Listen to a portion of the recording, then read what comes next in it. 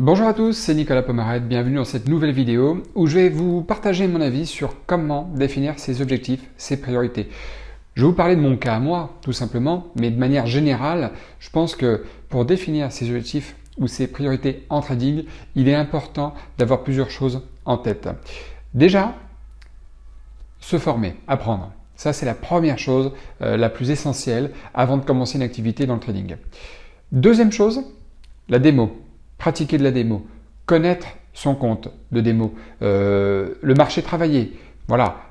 Les indicateurs techniques qu'on va utiliser. Le money management. S'habituer au money management, même si c'est un compte de démo. Et le faire pendant quelques mois. Je pense que 3 à 6 mois, c'est un minimum. Ensuite, la troisième chose, c'est de commencer tranquillement à travailler son trading sur un compte réel et d'appliquer ce qu'on s'est dit avec son plan de trading, donc c'est la troisième chose, le plan de trading en réel. Vous appliquez exactement ce que vous avez fait en démo, mais attention, ne vous étonnez pas, il va y avoir quelques semaines encore où vous allez faire des ratés parce qu'évidemment les sensations qu'on a avec son argent réel ne sont pas les mêmes que celles qu'on a quand on est sur un compte démo. Donc voilà dans quel sens il faut mettre ses priorités. Premièrement, apprenez, formez-vous. Deuxièmement, pratiquez en démo. Troisièmement, faites du trading en réel, tranquillement, en respectant votre risque. Le risque, c'est le plus important et surtout en prenant son temps. C'est très important parce qu'il y a beaucoup de gens qui veulent effectivement aller trop vite et en allant trop vite, malheureusement, on se casse la figure, on se démotive, on hésite, on doute de soi, on perd de vue ses priorités, ses objectifs qu'on s'est soigneusement fixés au départ et on se demande si on est fait pour ça ou pas. On se demande si on est fait pour ça. Ça, c'est des questions par lesquelles tout le monde sont passés. Enfin, je ne sais pas si c'est très français de dire ça, mais voilà, ce sont des questions que tout le monde se sont posées. Donc c'est vraiment important quand vous démarrez en trading, surtout le trading réel, d'avoir des priorités et des objectifs réalistes. Parce que les gens qui veulent se faire 10% par mois, je le voulais moi aussi, 100% par an ou 120%, c'est vraiment très compliqué. Franchement, dites-vous qu'un objectif raisonnable, franchement, prenez ça en tête, vous allez voir, 20-30% par an, alors oui, ça fait 2-3% de gains par mois, c'est déjà super. C'est déjà super. Quand je m'écoute parler, là, vous voyez, je suis en train de m'écouter, en train de me dire qu'est-ce que je raconte, mais j'ai déjà dit ça dans d'autres vidéos. C'est beaucoup de répétitions, en fin de compte, les vidéos que je fais. C'est beaucoup de répétitions sur des sujets différents, sur comment aborder le sujet différemment. Là, on parle de comment définir ses objectifs.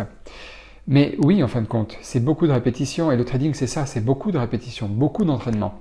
C'est beaucoup de... On repasse par la case départ, comme au Monopoly, tout simplement, en ayant perdu, évidemment. Mais surtout, ne vous fixez pas des objectifs trop hauts. Fixez-vous des objectifs qui sont réalistes. Et aujourd'hui, quelque chose qui est réaliste, c'est de faire 10, 20, 30, 40, 50% par mois quand vous êtes vraiment très méticuleux, très bon, très posé, très mature avec le trading. Déjà ça, c'est exceptionnel. Ensuite, vous pourrez passer à la vitesse supérieure, peut-être en prenant un peu plus de risques, peut-être en prenant des positions, en les gardant un peu plus longtemps. Votre œil va s'aiguiser également quand vous allez voir des positions, des trades qui sont plus intéressants que d'autres. Et ça, évidemment, ça passe uniquement par la pratique. La pratique et la pratique. Donc surtout, tenez le coup, c'est très important. Formez-vous, apprenez, revoyez, révisez encore et encore. Vous allez aussi hésiter au départ avec le marché travaillé. Vous vous direz, oh là là, j'ai raté sur les actions aujourd'hui, mais pourtant, mince, si j'avais été sur l'or, sur l'argent, sur le pétrole, les crypto-monnaies, sur les indices, j'aurais cartonné. Rassurez-vous aussi, rassurez-vous aussi là-dessus, choisissez votre marché. Spécialisez-vous sur un marché, il n'est pas nécessaire de tout savoir pour réussir, je vous l'ai déjà dit, c'est très important, et tenez le coup. Voilà, c'est tout. Rassurez-vous là-dessus. Il y a des fois où vous allez faire des mauvaises journées, il y a des fois où vous allez faire des bonnes journées. Vous vous direz, voilà, comme quoi ça arrive. Ça arrive, j'ai fait des bonnes journées, je ne suis pas mauvais, je ne suis pas pire qu'un autre.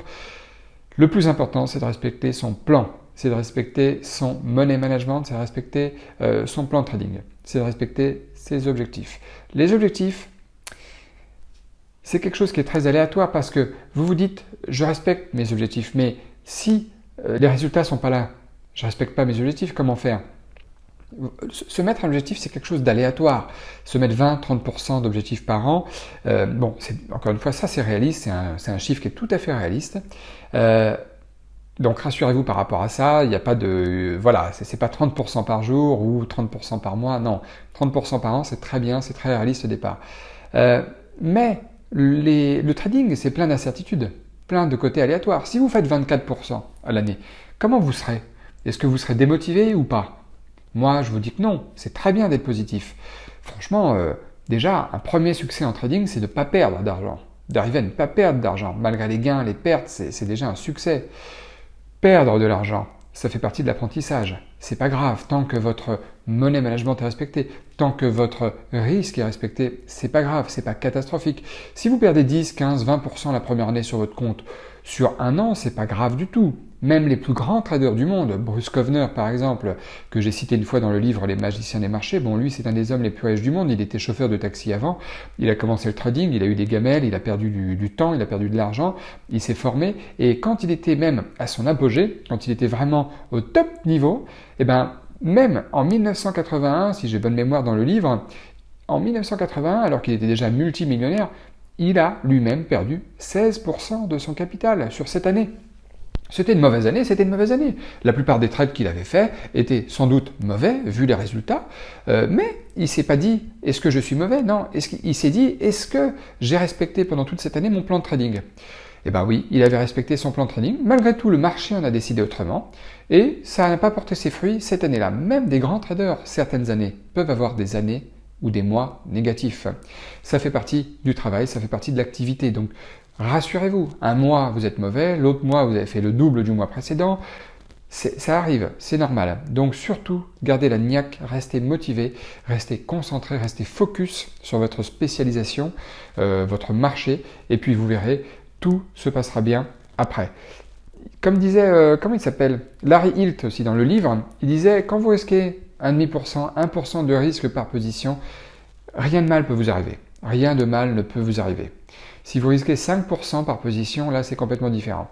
Attention, quand vous risquez 5% au début, si vous êtes un trader chevronné, vous pouvez respecter 5%. Si vous avez votre money management en tête, si vous vous dites pas plus de 2-3 trades perdants par jour, bon, 5% c'est énorme déjà de risque, parce que si vous perdez 3 jours de suite, 5%, ça fait 15%, ça fait 45% de votre capital.